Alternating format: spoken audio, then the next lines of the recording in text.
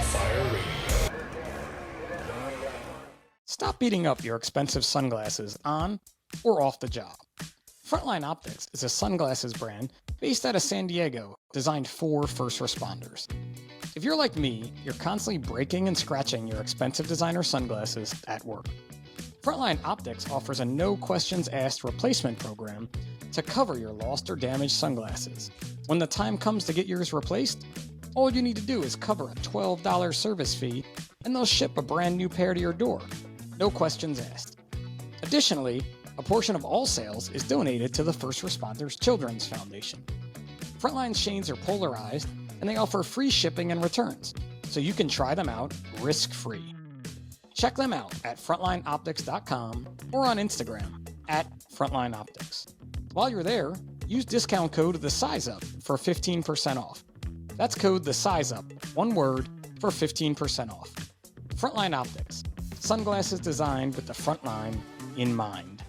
What's up, everybody? Welcome to episode 64 of The Size Up by National Fire Radio, because what you do off the job matters. Like I say every episode now, it really does. And I think today, this episode, we may be way more off the job than on the job with my guests, which is it's a new thing here we're trying. We're going to do a couples podcast, and they do spend time on and off the job together.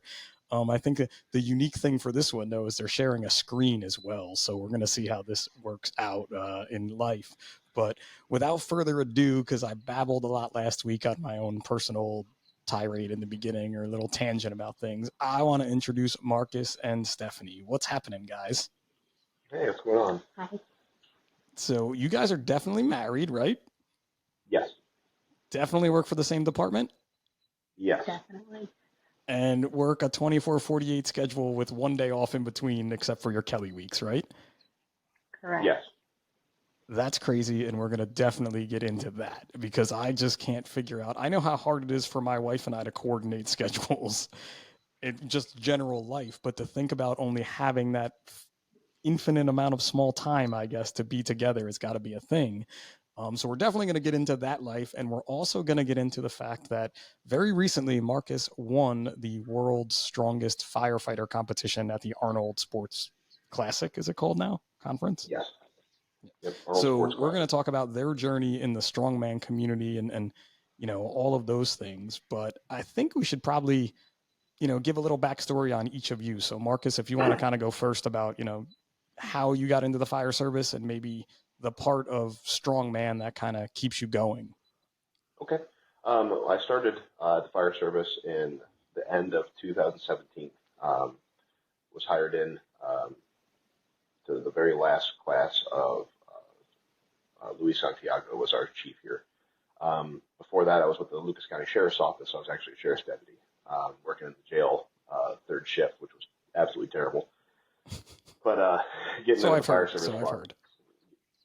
Yeah, getting with the fire service was probably the best decision I ever made. But I was doing powerlifting before that.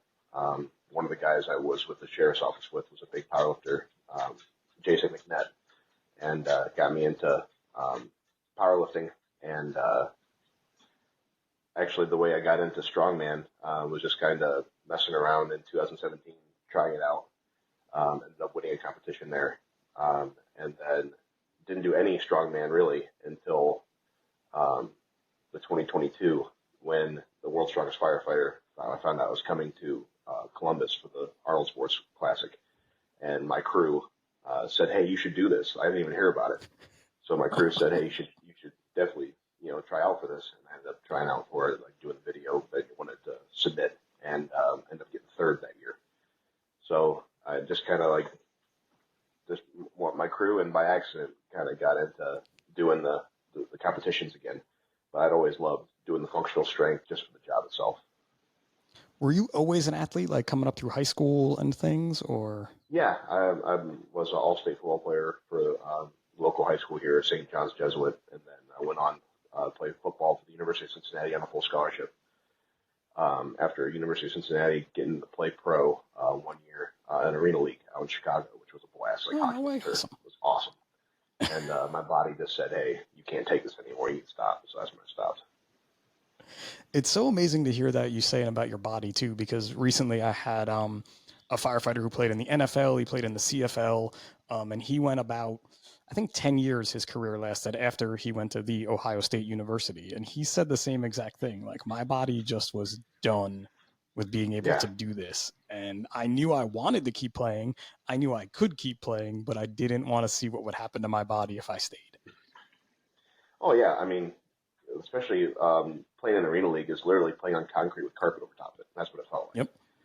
And it got to the point where it would take me the whole week going up to that next game to actually feel okay to play again. I'm like, I can't do this anymore because it's going to get to the point where I'm going to need to have something to mask the pain. And that's just going to be a downward spiral. You hear a lot of stories about guys getting into some bad stuff with that. I mean, for sure. And that, again, in our current field in the emergency services, very recently, I think we finally realized that that is a huge issue. And we're seeing a change. I feel like we're seeing a change into staying away from that. But the same is in professional sports as well. That downward spiral can happen when you're trying to mask that pain. Absolutely. So, all right, then, you did the cop thing, the sheriff thing, which we see a lot of too, right? We see a lot of Yeah. folks, especially I feel like in New Jersey for us, it's more doing the job you did. We see more corrections officers coming to the fire service and getting out of that job and hearing kind of the same thing, like corrections was not the place I wanted to stay, more than law enforcement. But did you have an inkling like I want to do the fire service, or just I need to get out of this job and I want a better one? It's something I always thought about. After football was over, I was thinking what was the closest thing I could get to that team atmosphere, that camaraderie, that family atmosphere. And I thought law enforcement would be that, but I also thought it was possibly going to be the fire service. And when it just so happened that the sheriff's office was hiring at the time, not the fire department. So the second I found out the fire department was hiring again, and I wasn't liking where I was, I'm like, okay, it's time for the change and see if this is what I'm looking for more than what the sheriff's office was, and it absolutely was. Which again, too, is one of those things too, where they aren't hiring, so you take a job, Yeah, right? And yeah, that's what a lot of people do. We even have someone who wanted to be a police officer, and they weren't hiring, so he became a cop, and then here he is now being a firefighter. You know what I mean? yeah.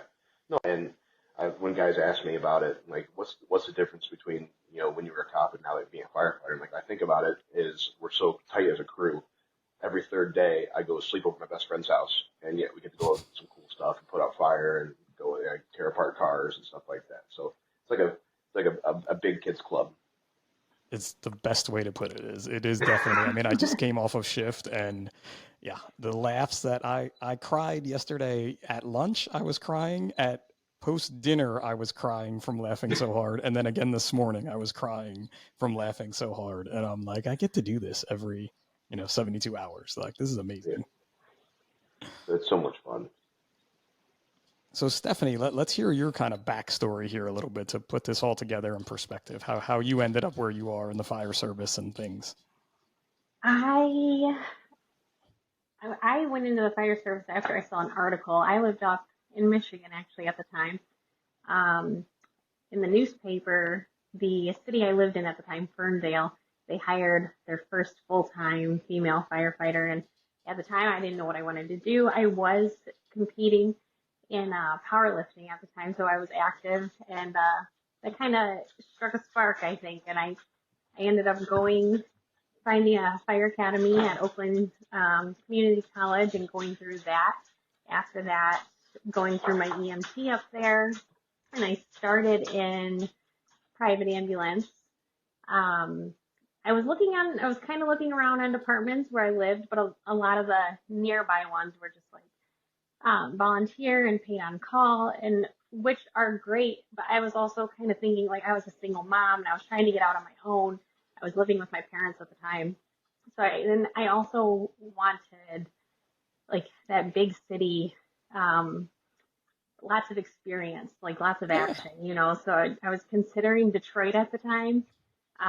Although I had just met Marcus here, who lived right outside Toledo and had just gotten on Toledo.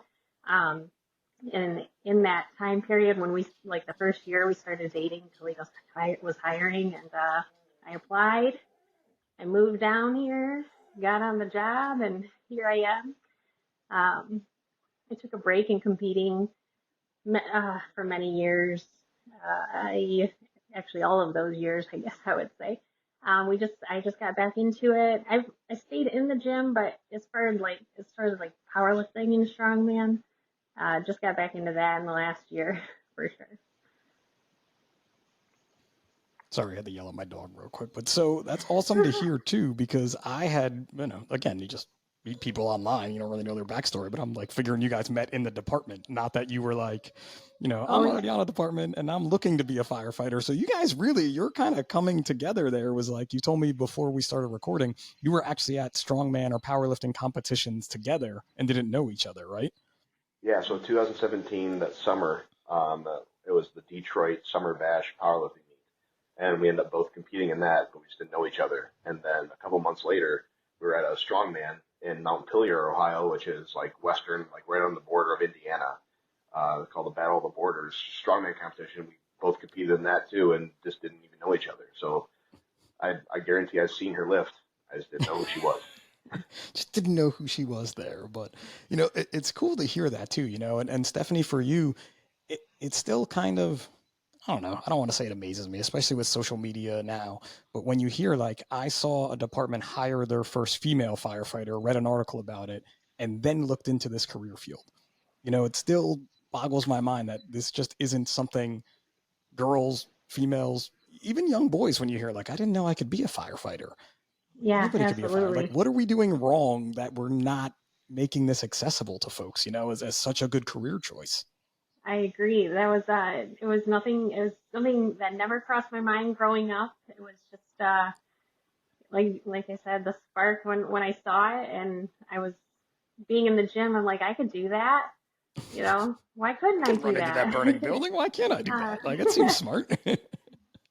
so just to apply, like I feel like maybe I found like a skill of my through myself in lifting, so I could apply that through a career. You know what I mean? Yeah, see, I was like the exact opposite because I discovered lifting, let's say, or working out from starting in EMS and being like, I want to be strong because I have to lift this stretcher because I'm a relic of the old school where it was then called a two-man stretcher in today's society. We'll call it a two-person stretcher, right?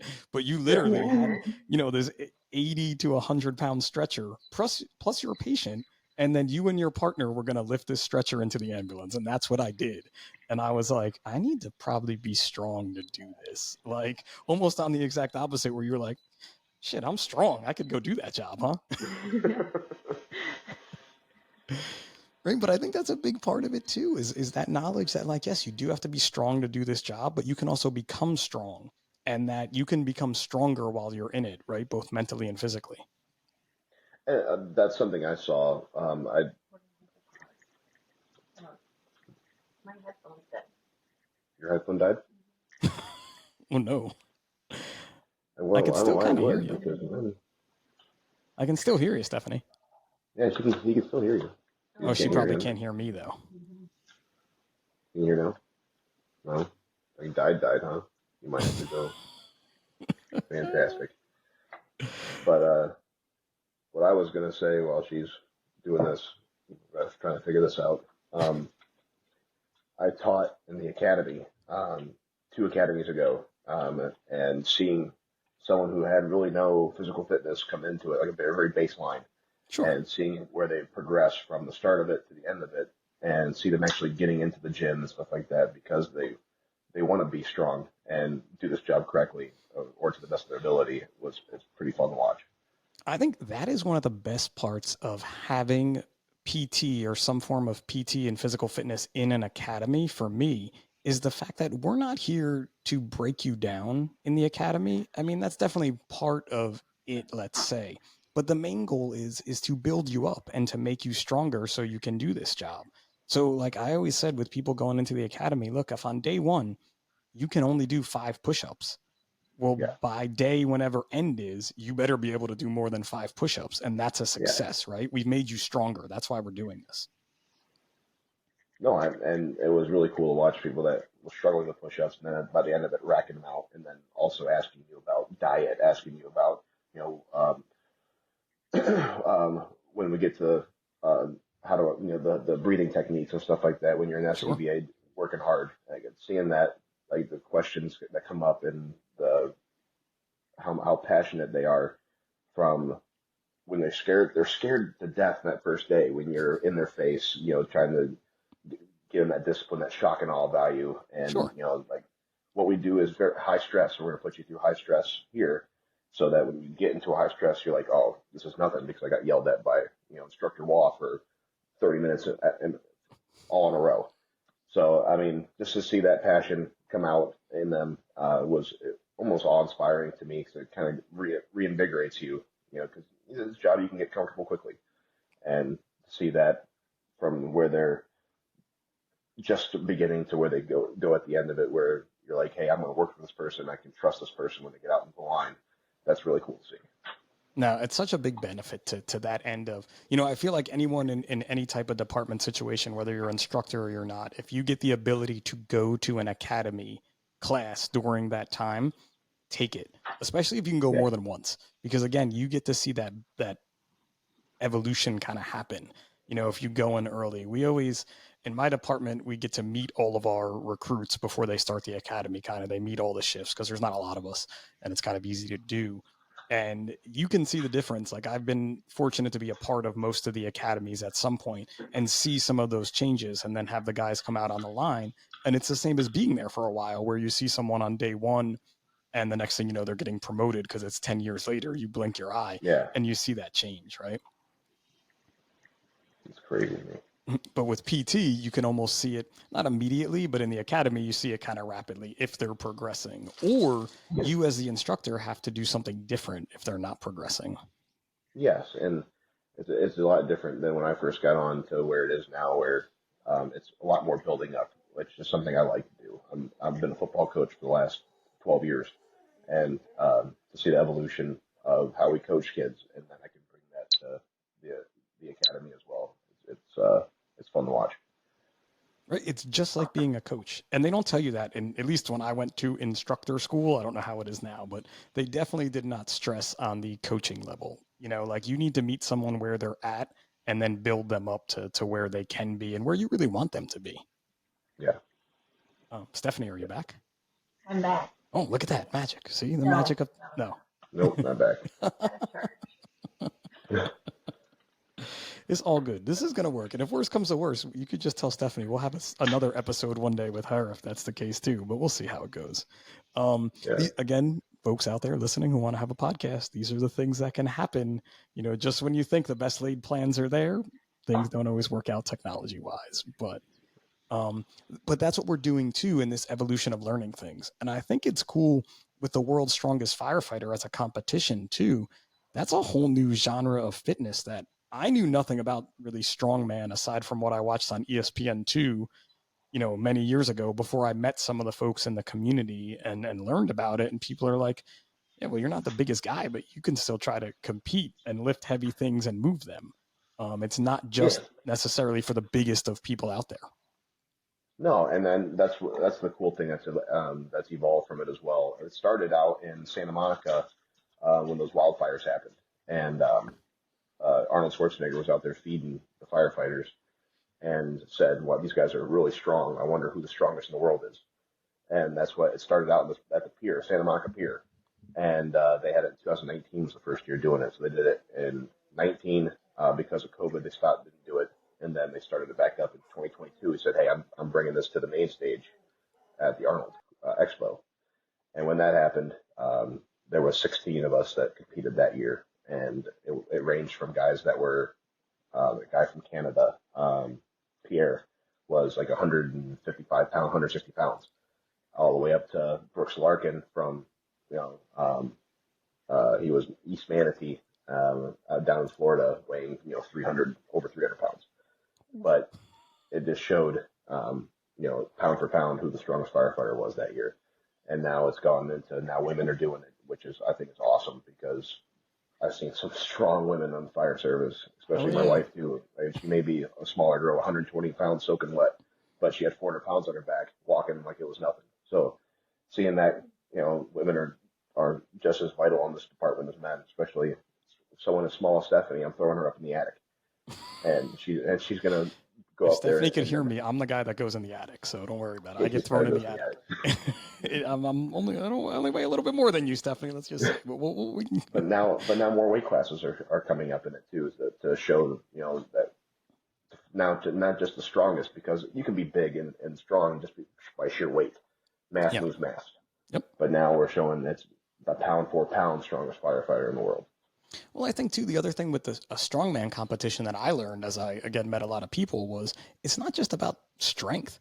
You guys need cardio. You need cardio endurance, which in the fire service is that's it. Strength and cardio endurance are what we do. Once the adrenaline runs out, you need to have that. And you need to be able to go in those reserves. And that's where watching you guys move heavy objects over a distance, that's really what's going to separate, the strongest firefighter, I feel like. Yeah, and that's where the competition is going as well. It's not just lift one time the heaviest thing you can. They're trying to tailor it more to that strength endurance part of it. So you have to be an all around athlete, not just a one rep guy Which or girl. I totally love, and listen, there is the firefighter combat challenge, and they call it something different in Canada, which is kind of a fast paced race that involves firefighter skills. But again, that's that fast pace. We're moving, we're done in whatever I'm going to get blown up because I'm going to give a bad time, but like whatever, 2 minutes and 40 seconds that you take to do that course or whatever it is, that's over with. Where what you guys are doing is truly more like the job, where it's over time. It's moving objects over time, different disciplines that go into it. And what I feel like too is, and I always said this about lifting, you're learning to protect yourself because you have to lift appropriately, right? Like you can't Yeah. bend over in a bad way to lift that fire hydrant. You have to bend over in the correct way to do it. The same as with an EMS patient, the same as with a heavy hydraulic tool. So you're preparing for the job even more with this type of training. Yeah, and I mean you learn body mechanics at its most boiled down basic techniques, to where if I have a 400-pound sandbag underneath me, I got to lift that to my shoulder. I better keep it close to my body, because the further it goes out, the more that spine's going to bend in the wrong way. I think of it like a fishing pole. It's going to bend the wrong way the farther I get away from you. So I got to keep that thing as close to my body as I can, so I can keep it along my body, so then I can have the most power production. Bro, I've been in this fitness game for a while now, let's just say, and I've never heard someone describe a spine like a fishing pole when it comes to bending until just now. And I'm going to steal it and I'm going to use it, because that's it. You do not want your spine to look like a fishing pole when you're lifting a heavy anything. No, And I can't, I can't even, man. I'm in shock. I don't know what to say about this line, because why hasn't anyone else said this? Did you make that up or did you steal it from somebody? Let's be I honest. stole it from Brooks. Okay, good enough. As long as we'll give Brooks the credit for the fishing pole line then, because Right. that is, damn, because that's how we get hurt, right? And two, when Yeah. it comes back to the same as that recruit fitness, the same as the fitness you're doing, we're trying to avoid injury. We're trying to extend our career as long as possible, and it's very easy. Shoulders, knees, and backs are our number one injuries in the fire service. Yeah. Well, you're stepping up and down that rig with a SCBA on your back, and if you're and we go from a 0 to 100. There's no warm up period for us when we have a emergency call. So you need to keep yourself limber throughout the day. A lot of us, they call it the green chair. We sit in that green chair because we get comfortable, and in between runs we want to hang out and do nothing. But the key now is what we're trying to push towards is staying as fit as possible, even when you're at the station, staying limber, doing that kind of deal, because it goes from a 0 to 100, and if your body's not properly stretched or warmed up, you're going to hurt something. I'm not even kidding you. Yesterday at work, someone was on the internet, because that's where we all are, on their phone, and they somehow pulled up a video of, it's like, I guess the only way I could describe it is like a Tempur-Pedic bed that sits you up, except it Yeah. sits you up and spins you over so you stand up. And we were all like, imagine if that was automated and at night you just got sat up in your bed and then you stood up and went to the call. I was like, that would be the best thing ever. Probably wouldn't be for our bodies, but it'd be really nice to be able to do that, wouldn't it? Yeah, right. But who was talking about, and I can tell you no one, when I got in the fire service, being limber, like the word you just used, no one was talking about mobility and that longevity of being limber and being able to continue until now. And our health plan has been really good with they're now throwing out money for chiropractic care and stuff like that, and physical therapy when needed, and stuff that we never dreamed of before, because Yeah. we are starting to see that people that are using these services are actually having better careers, being healthier. They're paying for people's gym memberships like a reimbursement, just really trying to get people active. And you see it now, less injuries, you see less heart issues, because we as firefighters, we eat hearty meals because we're 24 hours on. We're going to eat good. Yeah. And by eating good, meaning it's not always eating healthy. We're looking for the carbs, we're looking for the heavy proteins, stuff like that, and we're snacking in between runs when we can, especially at 3 a.m. when you're getting that fourth call after midnight, and you're at the hospital going, Rice Krispie treat, apple, Rice Krispie treat. So every time Rice Krispie treat. We're starting to push towards that, being more fit on the job and healthier. And I have a 14-month-old kid. I want to be able to still play with that kid, when I'm in my 40s. I got 3 years left till I'm 40. I want to be able to play with him. When I'm 60, when he's 20 and I'm 60, I want to still be able to play and have a good time with him. It's such a different mindset to be in, right? Because I always thought I was in it, and then I had kids, and now I'm definitely in it. And now my kids are 13 and 11. I hate it that I always got to think about that for a second, but they're starting to I am on the shorter side, and my wife is quite tall. My older son is now like getting eye to eye with me. And I'm like, you could be eye to eye with me, buddy, but you're still 98 pounds soaking wet. So I don't have to really worry about you yet. But at some point, I'm probably going to have to. And I don't want to, because I want to still be in as good of shape, if not better shape, than that kid. He will surpass me at some point, but I'll know that. And I'm happy that I'm still able to kind of keep up with him to a certain level. Yep. No, and you always want to be able to keep up with your kids. And I've surpassed my dad now, but my dad's 67. He still runs three miles a day. Good for him. He said, "I'm always going to be able to do something better than you." I'm like, "Yeah, you can run farther than me. Congratulations." Listen, if that's what you need, you'll see. You'll be there someday with that little guy where you got to pick your thing. I know I can always outrun him. I can definitely do that too. So I'm going to keep that one in my pocket for now, though. I can still outlift him today. But it's such a thing that, again, it's all these things, and you said it. It's that overall health that's going to keep your longevity. It's going to keep you on the job. And there's just so many things that we're doing now that are better than we did in the past. Oh, yeah. Just want to continue to further, evolve, the fire service to the point where, we give crews time to work out. We give not just training, our job training on the job is good. We're doing hose pulls, doing size up, stuff like that. But we also need to take time out of the day to work out, take time out of the day to do something, to where we're not just sitting around all day, and then all of a sudden a fire comes in and you're going from 0 to 100, then you pull something. Or you got a bariatric patient who weighs over 400 pounds and you're throwing your back out. Yeah, I'm not sure, and I have not looked at the numbers recently, and I don't know, maybe I don't want to look at them, and I don't know if that has if there's been a change in at least the back injury numbers, especially on the EMS side, because they were way higher when you start to do things like that. But I do know it's becoming more aware, right? Everyone's becoming more aware of their body, becoming more aware of the importance in fitness, becoming more aware that if you want to collect the retirement for so long, you need to be healthy to do that. And that change is such a positive that, events like what they're doing at the Arnold are only going to further that, I feel like. Yeah, no. I wanted to keep evolving to where we're healthier, that we're happier, because, being physically fit, you're not only doing better, but you're feeling better as well. So if mental health is something that's neglected in the fire service, and this has been a way, the strongman and lifting has been a good outlet to take that aggression or that rough day I had and just let it all loose in the gym, and then be able to come home and just be happy and be a good husband, a good father. And then you get the community aspect of it too.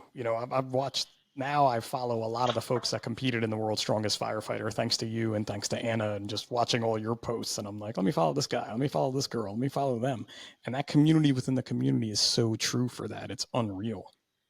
Oh yeah, I mean the guys that from 2022, we still talk. We're in a big group chat and we talk to each other every single day. We either talk crap to each other, or we talk about a rough run, or we send our videos of our PR stuff like that. So I mean, it's just that brotherhood inside.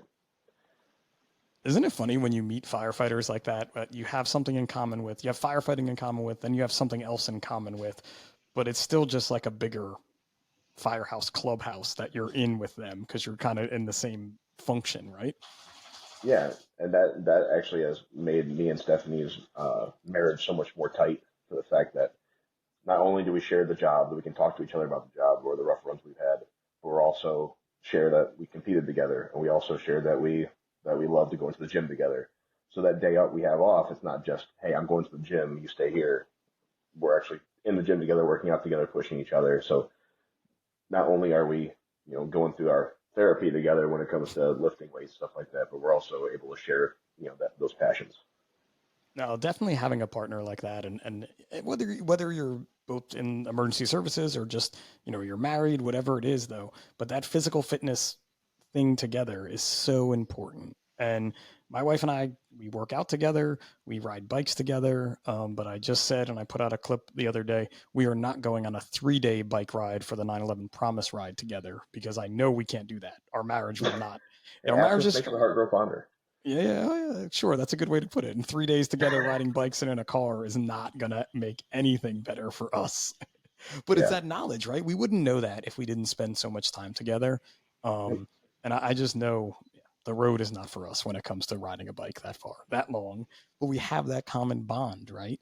And I think it's so important. And it was understated in the past. I used to go to the gym with guys I worked with, and we didn't even notice how important that time was in the gym early on in our careers. And we look back at it now and we're like, man, we wish we could do that again.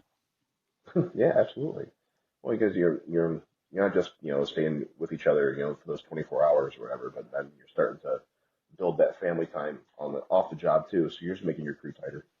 Yep. And it's way better than doing it by going to a bar and misusing Yeah, alcohol, as we talk about in episode 63. Sean Egan and I just talked about that a little bit, but it's a much healthier outlet to be doing. Not that you shouldn't maybe be able to do that every now and again, but this healthier outlet is going to be the same thing, if not better. that's one thing that's helped is with the training for the world's strongest firefighter and that kind of deal. And I've completely cut out alcohol from my lifestyle at all, 100%, and I've never felt better. For sure. I can attest to when I've done it. And when you're training for something like that, that is going to set you above someone who maybe doesn't choose to do that, right? Yep, absolutely. Because there's that end too. You're training for life, you're training for the job, and then you specifically are training. I'm going to go out on a limb, but I know it's true. You're training for 2025 already, aren't you? Oh yeah, yeah. I took a couple weeks off, and now I've restarted my whole program to the part where I'm just doing base strengths and powerlifting stuff now, and then I'll get into the strongman stuff starting probably next week. Oh, I was going to say like a couple months you start the strongman stuff, but you're just right into it next week, huh? I already signed up for Ohio Strongest Man in June 1st. So the same with Stephanie, we're both doing Ohio Strongest Man June 1st. Nice. So I won it last year. 8 months after my Achilles surgery, I won Ohio Strongest Man, and I'm going to go back there to try to defend my title. Dude, you're like a total sleeper. Like I had no idea who you were, and then you win this competition, and I've been following you since. And now you're just dropping all these things like arena football. Oh, I was Ohio Strongest Man last year. Like you're just out there killing it, man. My goal was to always what's done in the dark will come to the light. I wanted no one to know who I was. I wanted everyone to think that I wasn't sneaking up on everyone. And then all of a sudden I came and won the world's strongest firefighter. Now that there's no hiding anymore. So the target's on my back now. You're standing on stage with a like silver-plated axe and Arnold Schwarzenegger, and you're done. The whole world's coming for you, buddy. Yeah, that's right. But hey, But I wouldn't change any way it was done except for the whole tearing of my Achilles. That was not yeah, fun. that part kind of sucks, right? But think about Yeah. too, and when you're posting about this, and when I'm posting about you in the future now that you've been on the show, think about that kid who's training to come for you, how much better of a firefighter he's going to be because he's chasing you, right? Absolutely. And not just that, but I'm hoping that, people saw, the process and the pain that went to, coming back, learning how to walk again, learning how to train again, to winning Ohio's Strongest Man, to coming back and winning, the World's Strongest Firefighter when I had to watch in 2023 from the corner. And I'm hoping that brings some sort of motivation, inspiration, that you can get through some tough times, to where, there was a point where my doctor said I might not be able to compete again, let alone do the job, because of the injury. He didn't want to do surgery, but he ended up doing the surgery because I said, hey, I really want to do this. I really want to keep competing. And just to prove, that doctor wrong, not just that, but also, you can come back from some pretty insurmountable odds to not, I wouldn't say just to become a champion, but just to be able to do the job correctly and efficiently. And move on. So let's get into the injury a little bit, because I know you definitely wanted to talk about that a bit. But how did you blow out your Achilles? A charity flag football game with Toledo Fire. Caught a ball, planted the goat field, something I've done a million times playing football growing up, and then just felt like someone stepped in the back of my foot, and it hurt like a gunshot. And then I tried to take another step and just collapsed. I actually thought someone stepped on me. I turned around, like, what was that? And then took another step. Oh, so there was like no one around you. It just went, and you went down, like literally, like I'm down. Yeah, it was me and my wife's anniversary that day too, our dating anniversary, and like sweetest day and everything like that. And I'm like, she's pregnant with my son, with our son, and now I just blew up my Achilles. Strong work, man. Way to go. Good day. Still got pizza that day though. Dang it, we still had our date. That's what matters, right? You still got that. You still got the date in, and then handled it. So, Achilles injuries are very serious. They are career-ending for some folks out there, whether it be in emergency services, in sports, and I'm guessing that's what they were telling you initially, right? Yeah, they said, being 36 years old at the time, 37 years old at the time, doctor said, I really don't do this surgery because of the fact that there's not a whole lot of space in between your skin and the Achilles, so it's amped to get infections, stuff like that, not take, and it can get worse. So I really don't even want to do surgery on it. But we end up, talking it out. And he said, okay, I'll do the surgery, but you might not be able to compete again. And I literally said in the back of my mind, yeah, right. Like, I'm going to do this. And thank God I had, Stephanie with me every step of the way when I had doubts, because, she was that person, that constant rock when it came to, you can push through this. You've come through worse things. You got it. And the training was hard, but to have her there training with me and doing everything with me, just was a true inspiration to me, because she just had a kid, that last year, and we're doing this together. And now all of a sudden it's coming down to crunch time and we're ready to do this thing. So post-surgery, how long were you off the job? And then how long were you off, like, thinking you were going to compete? I was off training. So it happened in November or October of 22. I had surgery November of 22. I was back on the job by February. Okay. Oof. And then back to training again in March. And then right after the Arnold, I started training. And you missed, and you said you watched that year from the sidelines, huh? Yeah, they had me. They still had me come. They still invited me to come down, but I was literally just watching the whole time. And which definitely for anyone is the hardest thing in the world to probably do, right? As much as you want to be there.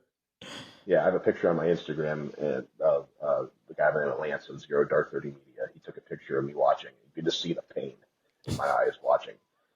But that was the moment. Like, that was that moment I was watching. I said, all right, I'm gonna come back and win this thing. And that was it, huh? And then the training just went full on when you had the chance to do it. Yeah, training went full on. We could probably connect the white headphones and work. The technology here we're doing it. Yeah. And it stinks because and Stephanie was such a big part of this too, which is why I really wanted to have her here, because just her being a competitor and then her talking about your comeback. Yeah, and we're gonna get those white ones. They should work fine. So we can jump ahead a little bit though, just to talk to. So you definitely had your training in. You were definitely ready for this year. What were the events like? We're gonna skip you a little bit, but So I came in it super nervous because I'd trained the events pretty well.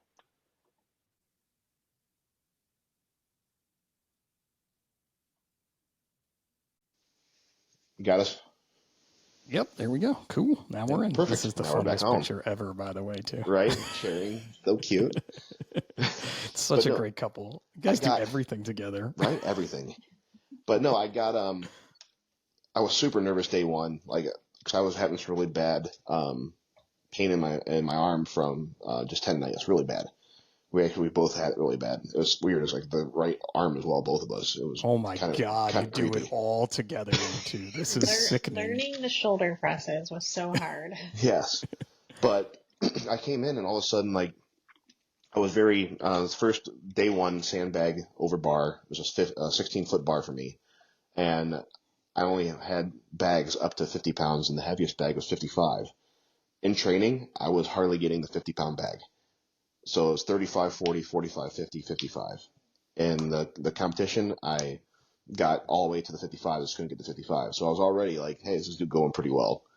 Um, and then I won the press medley, which was 6 different implements. I won that event. And then I won the squat, which I knew I was going to the squat. Squat's my favorite event in the world. It was 550. I did it 21 times. Oh my God. But that's my favorite event. And then I ended up winning the yoke to the wheelbarrow carry. So it was 800-pound yoke one way for 50 feet, and then a 600-pound wheelbarrow back. I ended up getting that in under 20 seconds to win that event. And I walked out of there tied for first place. And on day one, I'm like, I had no idea this was going to happen. Like, I just want to do good day one to make it to day two. And when day two happened, I kind of had an inclination that I might win after the very first event, which was the sandbag to shoulder. I did a 397 bag to my shoulder, Okay. and that won that event, the first event of day two. And I thought in the back of my mind, because I was the one that got the heaviest, all I had to do was stay consistent in the last 3 events to win the whole thing. Second event was the axe hold, 25 pounds each hand in a crucifix-like motion, and you hold it for as long as you can. I ended up getting third in the men's for that. How long was that, just out of my own curiosity? 1 minute 9 seconds I held. Okay. First place was 1:16, which is outlandish. That's a long time to hold 25 pounds in each hand. Hell yeah. Then I got second place in the deadlift, 645 pounds deadlift. I did 12 reps of that. And then the last event was a fire hydrant press overhead. And I found out right before that event that all I needed to get was 12th place or better to win it all. Okay. And there was 18 of us. So I just basically didn't have to screw up, and I was going to win it. So I did 7 reps to get second place, and everything kind of boiled up, and I lost all composure and like sobbed like a baby after I won, after I knew that I'd won. Which is okay. Yeah, it's okay. It was just the fact that it had been such a long road, and the guys from my shift were there. My parents were up front. My dad played for Ohio State and was in Columbus, so he had a couple of his buddies that were there to watch, and just the whole the And excitement. Stephanie was there too. Stephanie was there. Well, Don't forget Stephanie that was part. backstage with me, but she couldn't. She didn't want to come backstage towards the I end. was out front. She was out front, and she was with my crew, and I mean, it didn't look like there was a dry eye out there towards the end, but it was a really cool experience, and just everything kind of boiling up at the end with all the pain, all the sacrifice, and the time, just to finally be able to win it, and kind of make something come true that I had manifested for over a year. Which is so awesome, right? And this is literally, you just described like a documentary. So I'm going to blame the guys on your crew for one of them not being like a tech guy that's like, I should start filming, Marcus, every day. Just so I can put something together here maybe, because you got like a great like ESPN 30 for 30 story right here. Actually, Zero Dark 30 Media, Lance is his name, is a fantastic dude. He wants to do something leading up to 2025. Dude, the story's there. You know what I mean? And just for people to see the training that goes into it, right? Because people look at you and are like, oh, he's strong. Cool. He could just do this. Any of those guys can do this. Any of those girls can do this. But there's so much training. And, I had been following Anna for a while. I knew her from fitness days way back when. And I'm like, oh, cool. She's doing strong man, woman now, whatever you want to call it. But I didn't really pay attention to what she was writing, and I had no idea she was going to the Arnold until 2 weeks before she was there, and we talked about it. And I'm like, holy shit, look at you. Yeah. But it's one of these things that you see, and so many people can learn from it, right? Because it is kind of still not the biggest sport. I mean, definitely not at the Arnold, but it's huge on the men's side at the Arnold. The women's side, I was there 2017 was the first year they did women's strongman at the Arnold. So my wife and I were there, and we watched both competitions, which were amazing. Well, seeing some of the girls there now, it's unlandish how strong they are. Like, some of those girls blow me out of the water. I'm like, oh my gosh, like, this is crazy to watch, and it's awe-inspiring too. Because it is too, for folks listening and thinking about this, it is kind of a pound for pound, right? So your weight, like your deadlift weight is based off of, and your squat weight is based off of what you weigh, correct? A percentage of that, or? The weight class I was in the open weight class, so anything above 231 pounds was the open class. So, but they tailored the weights and made an algorithm for it. So my 397 bag would be the equivalent of a woman doing the 275 pound bag. Okay. To make that kind of even that way.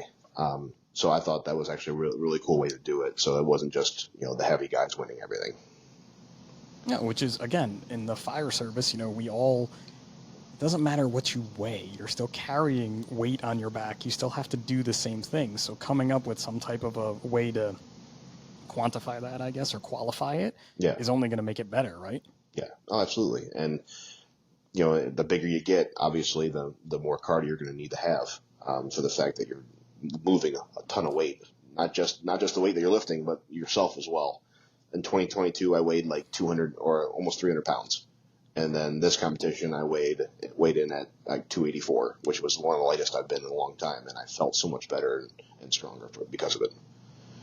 Yeah, and people, that's another big misnomer too about what you weigh and your strength in comparison. Like, sure, what you said is true, but you have to be able to do that over time, and you have to be able to do it efficiently.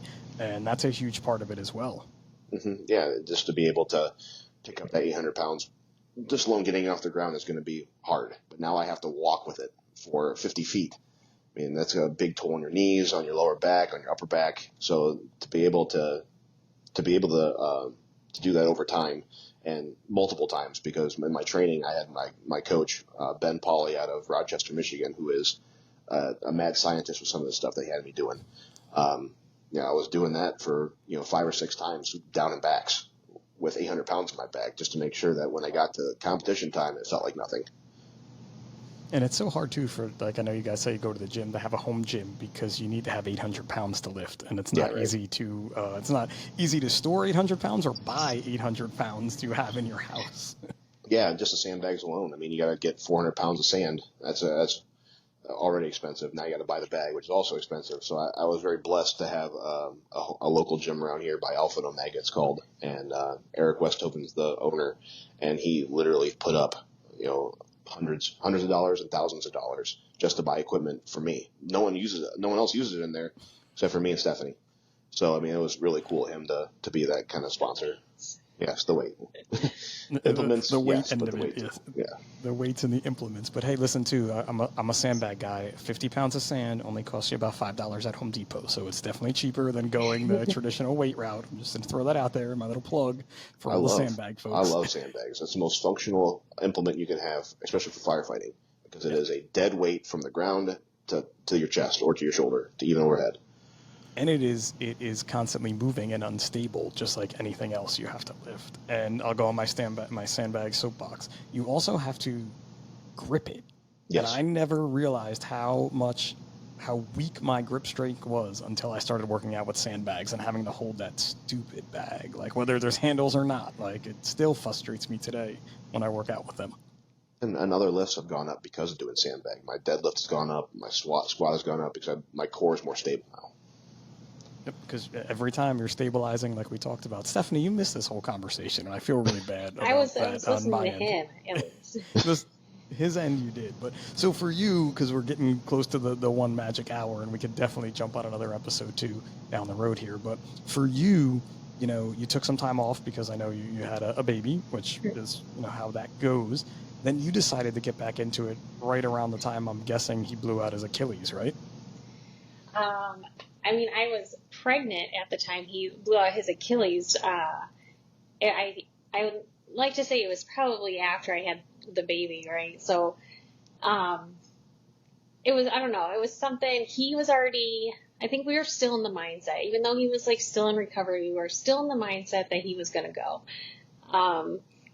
And in my mind, I think I just thought it was cool, right? Like, how cool would it be for us to go together? But I had a really rough pregnancy, just sick the whole time, couldn't keep a lot of food down. And it was, I was in and out of the hospital a few times for fluids. So it was just rough all around. You were growing a human being. Most so of the don't, like whole you're time. talking about it like it was, Yeah. You were growing a human being. It's totally okay, all these things, right? Like, let's be real here. We don't have to get into the details of it. how you were growing a human, all that happens. Yeah, how traumatic like birth is to the body too, right? So, but anyways, I was sitting talking to my sister.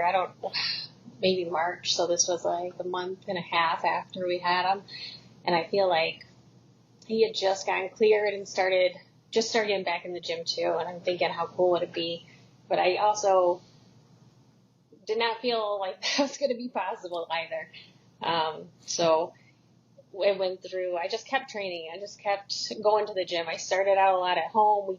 We did try and set up at least I did try to set up a home gym, but it's a kind of a vibe thing too. Like you gotta have the energy and, the people around you maybe, so, just kept going step by step, day by day, little by little.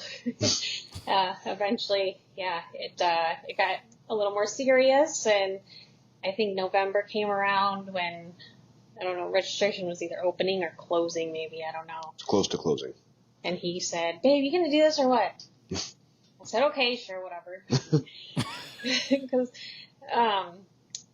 I thought I was excited to train for it. When it came down to it, the press medley for me, I didn't have any of those. I thought maybe the sandbag. I thought maybe I could get the sandbag, but it didn't happen. But that's okay. Like all the other girls that were there, they were so just supportive. And one of the girls I actually talked to beforehand, I was like, I don't know if I'm going to do this. I'm going to just like bomb the events. I was kind of nervous about it.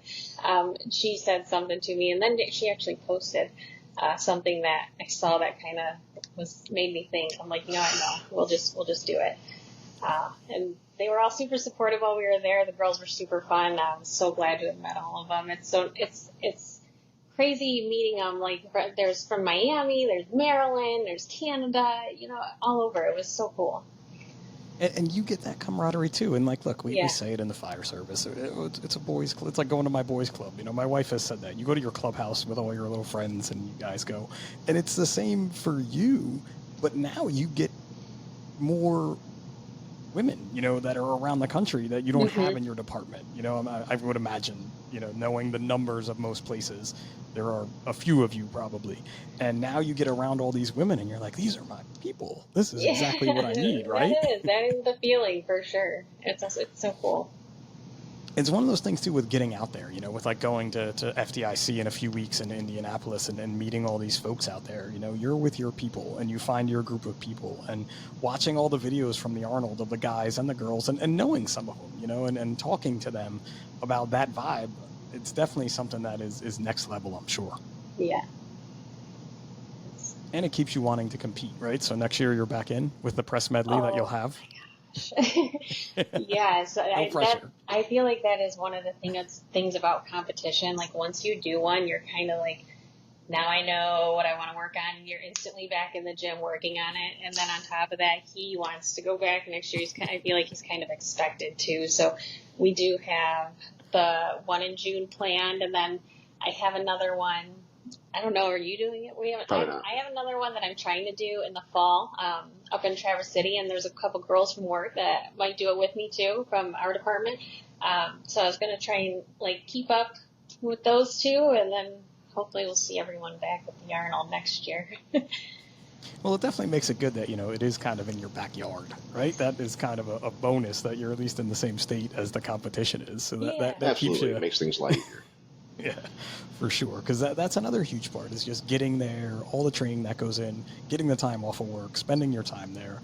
The Arnold in and of itself, if you're into fitness, is like psychotic. Yeah, one of the biggest things. Yeah, like the population like triples every year. Columbus. Yeah. Like 100%. It's all these healthy people, which was crazy. Like my wife and I keep saying we're going to go back. So now I have another reason to go next year now is to see you guys and to see this competition go down, right? Well, Indianapolis is not very far away from Toledo. You might just come up and see us. No, I'm flying. I'm 100. I've driven to Indianapolis twice, and I never want to do it again. I've driven to Columbus 3 times, believe it or not, and I never want to do that again. Yeah, right. Pennsylvania is a huge state, as is Ohio. Yes, it is. And it's really boring to drive through. So it's cool going through Pittsburgh, though. I've been to Pittsburgh a couple times, so that's always a win when you get to sneak up going through that tunnel and all of a sudden opens up to a city. It's pretty cool. Yep, couple of cool bridges to look at, but Pennsylvania is just... That's a whole different vibe. So I appreciate you guys, but I'm flying to FDIC this year, 100%.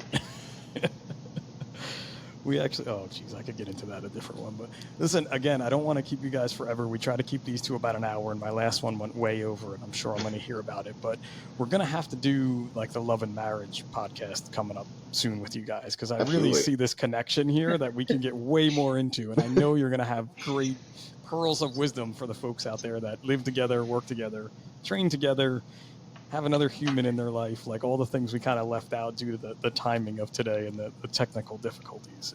If you would have me again. Absolutely. It was a lot of fun. Sweet. So let's do this, though. Let's try this size up 10. I don't know. You guys, however you want to answer. If you don't want to answer a question, don't. If you both want to answer it. If you want to come up with a together answer, maybe. Okay. I think it'll be fun to finish up here. Sound good? So let's do it. All right, guys. Which one are you taking, beach or mountains? Beach. Nice. Do we have to answer at the same time? If you want to. It would be cute. It would be a good sound clip if you actually managed to do that. Sure. But, Okay. I'm just surprised that he said beach, to be honest. Honestly. I just like to lay around. I'm like the resort beach person. He wanted to go to Hawaii for the honeymoon, no hiking. But for the beach hiking too. in Hawaii is amazing, though. You get the beach and the beach hiking too, though. Because they have the black sand beach and all that kind of stuff like that. I'm not kidding you. And so I've been to Hawaii a few times now, but my wife and I, we would hike in the morning and then beach the rest of the day. We would get the workout in bright early, and then boom, you're just laying on the beach. So we also found a gym. We also found a gym in Hawaii that we liked going to too. So where are we at? Okay, number 2, night out or night in? Night in all day. We got a 14-month-old. We're in bed at like 8. True story. I understand those days. But see, some people will be like, night out. I got to get away from this kid. We need to get out and do it. Eventually you'll get there, but you'll see. I've gone back and forth. A good book or a good movie? Movie. I hate to read. Stephanie, movie, for sure. Yeah, movie. Movie people. See, I don't read this good. one. I do read. It's just I prefer a good movie. Gotcha. All right, this one's probably going to be a separate answer, but it's the hardest one in the group here. Cross-country road trip. Who is your celebrity co-pilot, living or dead? Oh, Ryan Reynolds. It's my man crush. It takes a big man to admit that, so I like it. And he's hilarious. True story. Who do you got, Stephanie? Okay, don't hate me, but I'm on the Swiftie train. No, there's no hate. I love Taylor Swift, man. There's no hate at all. Taylor Swift. I mean, if I could have anyone next to me, I gotta pick her brain, I will say we've been doing this about like 54 episodes or so now, whatever it is, 50 episodes. First Taylor Swift one, so you got her before anybody else did. First Ryan Reynolds too, but for Taylor Swift I didn't see. But I'm down. I would go with Taylor in a heartbeat. And then look, I'll give a little confession, being you guys just confess the things. I'm a big Miley Cyrus fan. Sorry. Oh, Hey. me Party in the too. USA comes on. He Party in the is. USA comes on. I'm a huge I'm on Miley the Cyrus dance fan. floor. There we go. See, we can do these things. We can talk about He it. kind of has to be. Oh, this is a weird one to ask a couple, but do you guys make your bed every day? No, Just like that. every once in a while. I mean, I know you said you don't read well, Marcus. But give me a book everybody has to read. ooh, good honey. I mean, I've read the David Goggins many times. It's worth Good one. it. It's totally worth Most it. definitely. And I've actually started reading it off and on, and I would go David Goggins as well because that dude is an absolute warrior. My 13-year-old, if we're like deep in a workout, especially if we're doing like a carry, like a farmer's carry across the street or something, we'll be out there and he'll be like, "Who's gonna lift that boat? Who's gonna lift that boat?" He's just Yes. yelling it, and like, the neighbors look at us weird anyways. We're pushing a sled up and down the street, or I'm dragging a kid on a sled or something. Yeah. They're used to us by now. But when he started yelling, like people are all looking like they're like, "Oh my God, it's not the dad, it's the kid." Well, What are they? one cool reference to the who's going to carry the boat. Our mantra for this Arnold was "burn the ships." So Burn the ships. no I like retreat, it. no running away from this one. We're win or die. I like it. That's the name of the pod. This podcast is going to be "Burn the Ships." I'm glad I you love threw it. that in there at the end. So, all right, a couple more questions here. Which one are you guys taking, highways or back roads? Back roads all day. Oh. I don't know. Yeah, back roads, I suppose. I drive highways a lot. I was so waiting for like just to both say the opposite thing and then look at each other like, oh no. I love the back roads, especially here in They're Ohio. definitely more relaxing. Yeah. For sure. For sure. All right. How about a bucket list place you guys want to visit? Ireland. Very nice. I have not been. See Stephanie, are you? my buddy Cathal over there that I competed with. You know, I haven't narrowed it down. I do want to travel out of the country a little more because I've been to Canada and Mexico, but I can go with Ireland just because That's okay. like I said, I haven't narrowed it down. I have not been, but we're gonna get there eventually. It's on the Yeah. list. All right, this one's like a waste of my question, but football or football? Okay. Okay, question 10. The best piece of advice you could give to your younger self. Younger self? Oh, Yes, man. younger self. This show is deep, bro. I get deep here at the end. Like, Yeah. No. Takes a lot of thinking. I know, right? Gosh. There's that saying, you know, you don't regret anything. You wouldn't be where you are if anything was different. Yeah. I like But that. advice, I mean, you could always use advice. Maybe that's the advice. You could always use People's advice. Take the advice. Listen, that Listen is to your such a great part. elders. That is such a great piece of advice for a Yeah. younger person or your younger self, right? Because we were all there. We were Yeah. all unstoppable. We Yeah. were all running into every burning building. We were Yeah. all the world's strongest firefighter at some point, you know, like some of us get to achieve it, some don't. But like we were all there. But take the advice. I like it. Mine would probably be it's okay not to be what you thought it was going to be. Okay. Yeah. Why not, right? It's okay to have that. Like you have these things and it's okay that it didn't work out that It's way. okay. It's okay that you failed. It's okay that you're not living up to someone else's standard. Do you? Bro, that 30 for 30, man. I gotta talk to this Zero Dark 30 guy. I gotta get involved in this documentary somehow, man. I wanna narrate it or something like that. Like I feel like it's right there, and there's so much to this story that I'm like, this 1 hour has been great, and I can't thank you guys enough for making it happen. You know, we had a Absolutely. little technical difficulty last week, but we worked through it, and there's definitely gonna be a part 2 because we have to get you a better system so that you each have your own screen, you each have your own talking, and then we're really Okay. getting into this love and marriage end. Does that work? Love it. Totally. Sweet guys. So thank you so much for coming on. Where can the folks follow you guys too on social media? I'm going to post it in the comments, obviously, but you know, we want to keep up with this training. If you want to learn more about Strongman, I'm sure Marcus and Stephanie will help you the best they can. So where can they follow you? Go ahead, Steph. Instagram, mine is just Stephanie Waugh _21. Marcus's is Cincy 35 FB. Nice. those will definitely be down there. And two, you get to see the competition they were in because you guys have a lot of your post videos, and I'm sure you're going to get to see some of your training coming up for sure, right? Yeah, you won't see really any of my training from before the competition because I didn't post any of it. I didn't want anyone to know who I was, but now you'll see a lot more. You have no choice, bro. There's a picture of you and Arnold Schwarzenegger. We didn't even talk about meeting Arnold Schwarzenegger. Like, I'm excited that when I was at the Arnold, I was like 3 feet away from him. I thought that was like a crowning moment for me, but you actually were like, met him. Yeah. And his people, I mean, just him alone, he loves firefighters. He hung around us like the whole weekend. And his personal assistant, Noah, like he's become one of our best friends. Like he texts us all the time, like stuff like that. And we always reach out to him, and he always answers any questions we ever have. But he's become one of the guys. We talk shit to him. We have a great time with him.